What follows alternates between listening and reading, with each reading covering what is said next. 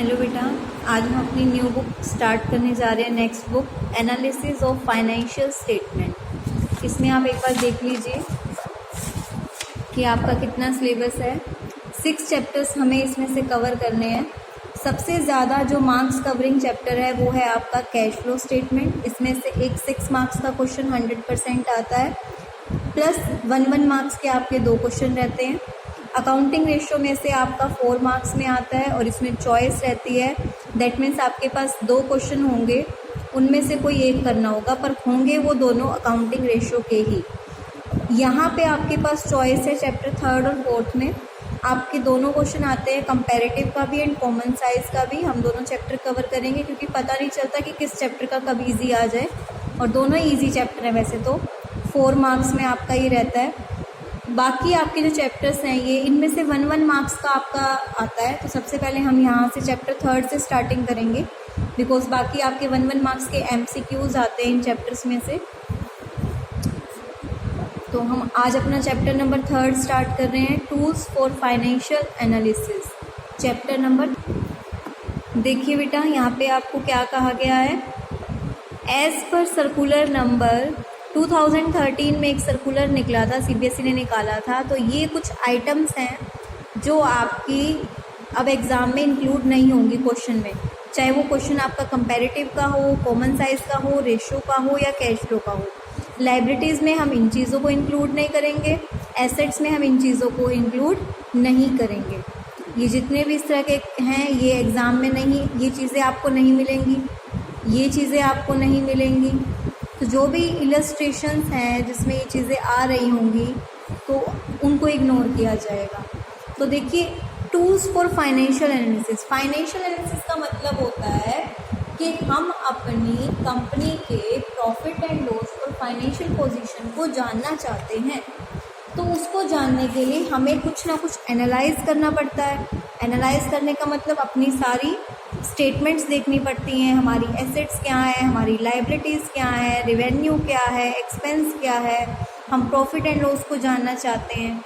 They do not reveal the earning capacity, liquidity, financial soundness of the enterprise. They are not readily understandable to the users. कह रहे हैं जो भी आप figures data collect करते हो वो अंडरस्टैंड नहीं होता। तो हमें एक टूल यूज़ करना होता है, डिवाइस यूज़ करना होता है जो ईज़िली उस चीज़ को समझा सके।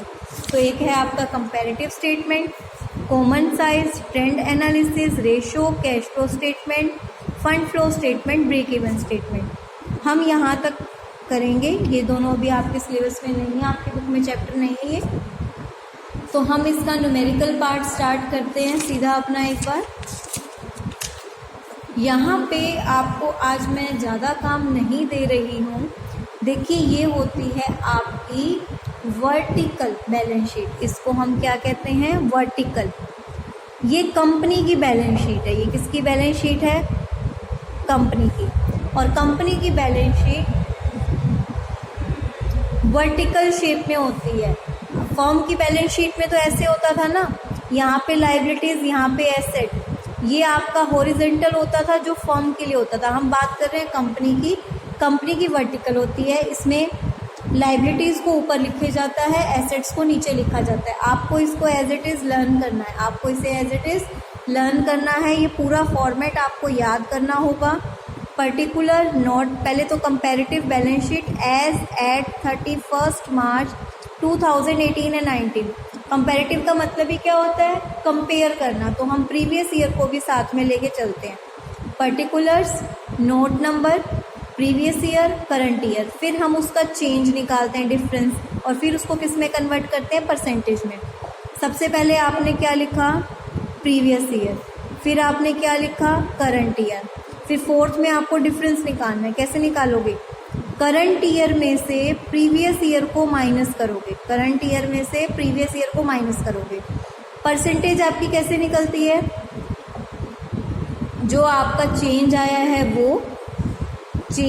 वो बाय में जो आपका प्रीवियस ईयर की वैल्यू है, जो आपकी प्रीवियस ईयर की वैल्यू है, मल्टीप्लाई में 100। जो प्रीवियस ईयर की इस कॉलम में वैल्यू होगी इसको लेके चलेंगे। लाइबिलिटी में आपका क्या क्या आता है? Shareholder fund. Shareholder fund में share capital, reserve and capital.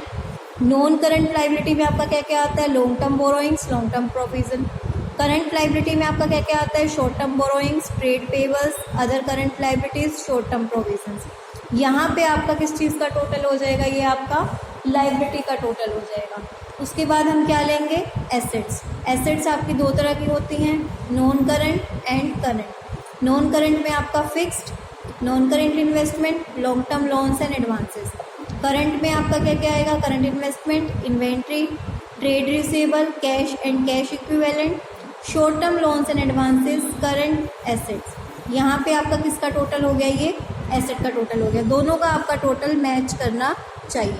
अब इसको एक न्यूमेरिकल की हेल्प से करते हैं। देखिए ध्यान से देखेंगे, ज़्यादा आपको दिक्कत नहीं आएगी क्योंकि क्वेश्चन में आपको ये सारी चीज़ें ऑलमोस्ट गिवन होती हैं। देखिए आपको बस एज इट इज़ अपने फॉर्मेट में लिखना है।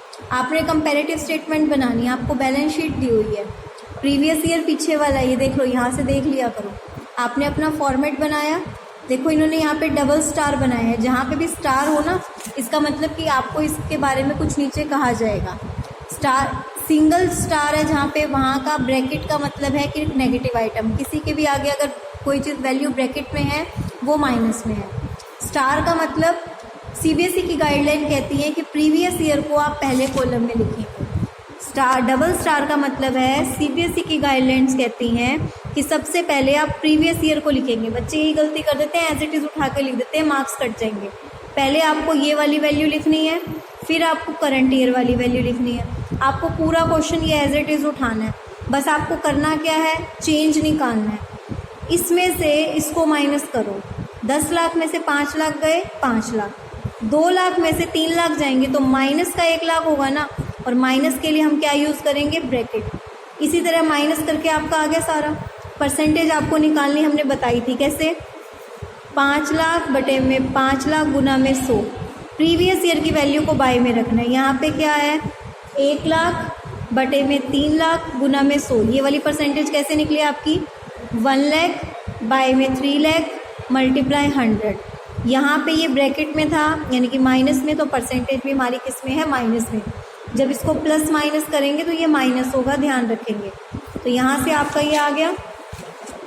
इसी तरह आपने एसेट का किया, ये आपका प्रीवियस ईयर, ये आपका करंट ईयर, ये आपका चेंज और ये आपका परसेंटेज।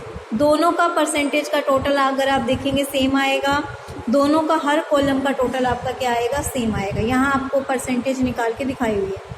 इससे इजी क्वेश्चन आप लोगों का नहीं हो सकता। सेकंड क्वेश्चन में देखिए, अब यहाँ पे इस क्वेश्चन में तो आपको पूरी बैलेंस शीट बनी हुई थी। अब यहाँ पे क्या है, इन्होंने सिर्फ आइटम्स दे दी, बैलेंस शीट आपको खुद बनानी है। रिजर्व एंड सरप्लस आपका किस में जाएगा, शेयर होल्डर फंड में जाएगा। शेयर कैपिटल भी शेयर होल्डर फंड में जाएगी, ये एक कॉलम में। ट्रेड पेबल आपकी करंट लाइबिलिटी है। लैंड एंड बिल्डिंग आपकी नॉन करंट एसेट है यानी कि फिक्स्ड एसेट है। प्लांट एंड मशीनरी भी आपकी क्या है, फिक्स्ड एसेट है। ये जो जो चीज़ें आपकी है ना, इनको ध्यान रखिए। गुडविल आपकी इंटेंजिबल एसेट है। इन्वेस्टमेंट आपकी नॉन करंट एसेट है। ये करंट एसेट, ये लॉन्ग टर्म लाइबिलिटी। तो देखिए आपका पूरा फॉर्मेट बन गया। फॉर्मेट बनने के बाद देखो सबसे ऊपर आप क्या लिखोगे, equity and liability. Share holder fund का हमें 2 चीज़ें गिवन थी, हमने दोनों लिख दी। नॉन करंट लाइबिलिटी में सिर्फ आपका लॉन्ग टर्म बोरोइंग्स गिवन था, हमने लॉन्ग टर्म बोरोइंग्स लिख दिया। करंट लाइबिलिटी में ट्रेड पेबल गिवन था, हमने ट्रेड पेबल लिख दिया। इसका टोटल किया, इसका टोटल किया, चेंज निकाला हमने, इसमें कुछ भी नहीं है।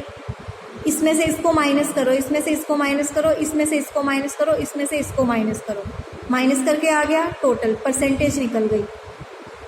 उसके बाद देखिए ये नोट नंबर 1 और 2 का मतलब क्या है, देखो नीचे इन्होंने टेंजिबल एसेट का टोटल लिया हुआ है। या तो आप इसी में अलग अलग दिखाओ, अलग अलग दिखाओगे तो सारी वैल्यूज़ का चेंज आपको अलग अलग करना होगा। इससे बढ़िया आपने क्या किया, टेंजिबल एसेट दोनों का टोटल ले लिया, यहाँ पे इंटेंजिबल एसेट का ले लिया।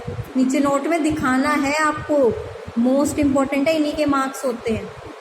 बस फिर तो आपका क्या था, आपको ये प्रीवियस ईयर है, ये करंट ईयर है, ये चेंज है, ये परसेंटेज है, नीचे का बैलेंस आपका सारा मैच करना चाहिए। तो ये 2 क्वेश्चन मैंने आपको भी फर्स्ट वीडियो में बताए हैं, ठीक है।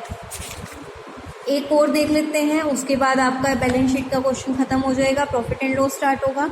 तो यहाँ पे देखिए, यहाँ भी आपको बैलेंस शीट दी हुई थी, आपको बैलेंस शीट बनानी है। आप देख सकते हैं आपको बैलेंस शीट की फॉर्म में दिया हुआ है ना। तो यहाँ पे देखिए आपको क्या किया हुआ है, आपने वही previous year, current year, change और परसेंटेज, बिल्कुल सिंपल है। नीचे कमेंट्स पढ़ लेते हैं। Non current asset increase by, देखो कमेंट्स आपको करने के लिए इन्होंने बोला हुआ है कमेंट अपॉन इट। अगर क्वेश्चन में कमेंट आ जाए तो आपको इनको कमेंट्स करना होगा। तो सबसे पहले आपने नॉन करंट एसेट का किया, नॉन करंट प्लस है तो इंक्रीज हो रहा है, ठीक है। उसके बाद इन्होंने क्या कहा, नॉन करंट इन्वेस्टमेंट आपकी इंक्रीज कितने से हुई है, यहाँ पे ये चीज़ जो आपकी वैल्यू है, अगर आप देखेंगे ये जो अमाउंट है इन 1000 है, मतलब इसका भी आगे 1000 लगा हुआ है, तो 3 0 आगे लगा दोगे तो लाख हो गया ना, ठीक है। तो इसमें इन्होंने यही कमेंट किया हुआ है कि 15 लाख से इंक्रीज़ हुआ। इक्विटी शेयर में कितना इंक्रीज़ डिक्रीज़ हुआ, आपको बस हर किसी का यही बताना है, कितना इंक्रीज़ हुआ, कितने % डिक्रीज़ हुआ। वैसे ये सिलेबस में नहीं है, एग्ज़ाम में नहीं आता, सिर्फ लर्निंग प्रोसेस है, मेन आपको यही करना है। तो इसके 3 न्यूमेरिकल क्वेश्चन आपको करने हैं, इसके बाद हमारा प्रॉफिट एंड लॉस शुरू हो जाएगा। बहुत ही ईजी क्वेश्चन है, अगर आप इसको साथ साथ कर लेंगे तो आपके 4 मार्क्स पक्के हो जाएंगे। आपको क्वेश्चन नंबर 1, क्वेश्चन नंबर 2 और क्वेश्चन नंबर 3 ये आपको होमवर्क में करके मुझे सेंड करने हैं, और जो ये सेंड नहीं करेगा उसको फिर पनिशमेंट मिलेगी या जो भी है आपका ध्यान रखना। ये क्वेश्चन वीडियो देखते ही आपको ये तीनों क्वेश्चन सॉल्व करके मुझे इस भेजना है। ये 4 मार्क्स का आपका डायरेक्ट क्वेश्चन रेडी हो जाता है अगर आप इस चैप्टर को साथ के साथ कर लेते हैं तो। Thank you.